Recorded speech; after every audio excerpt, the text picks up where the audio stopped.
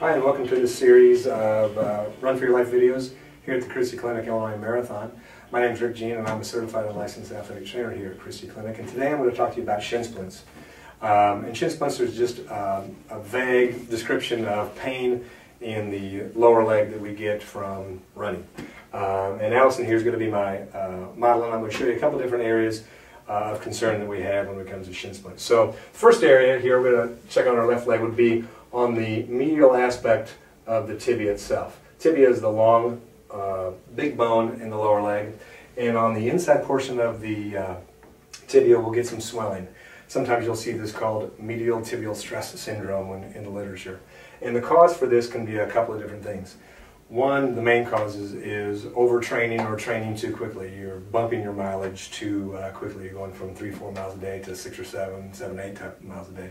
And that's wrong, and that'll cause some problems. Another main cause would be having a flat foot. So, I'm going to move Allison's foot here. So, when we talk about your arch and we talk about this area here, the muscle structures that run on the inside or the medial portion of the tibia connect to the arch in the foot. And when we pronate or we fall in on our arches, that can cause this medial tibial stress syndrome. Some treatments for it would be obviously ice. And the best way to ice this down is just with a simple ice cup. Take a styrofoam cup, freeze it in the freezer, peel some of it down, and now you can do a nice ice massage to the medial aspect of your tibia.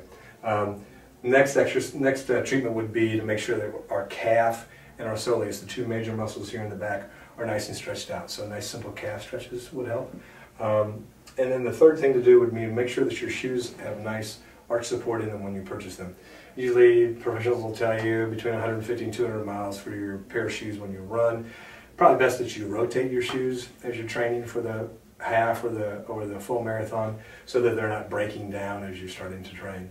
And then the other thing would be the surfaces. If you can change the surface in which you run between grass, track, and concrete, that would probably be best too.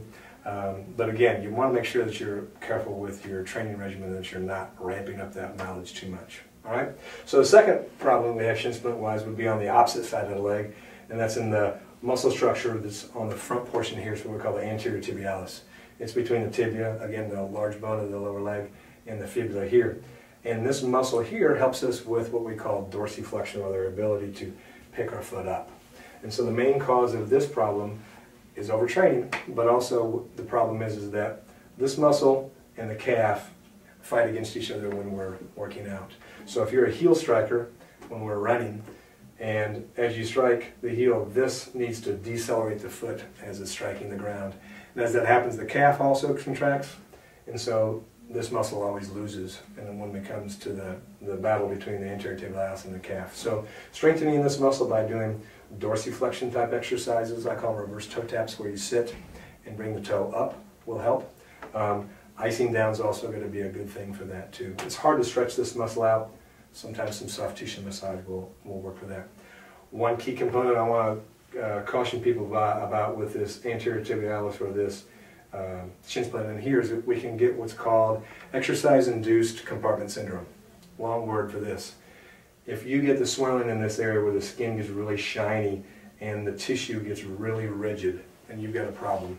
You can have a problem with a lack of blood flow to this area. It can do nerve damage, tissue damage to that area. So if this starts to get really taut and tight and very shiny in nature as you look at it, you probably need to consult your physician, maybe an orthopedist, because that exercise-induced compartment syndrome can lead to long-term tissue damage and actual loss of function for that lower leg, so be cautious with that. So again, make sure that when you're training, you're doing things logically, you're not ramping up too much, keeping a lot of good flexibility in the lower leg, proper shoe wear, consult your local sporting goods store, somebody that knows what they're doing when it comes to fitting your shoes, and you should do a lot better off.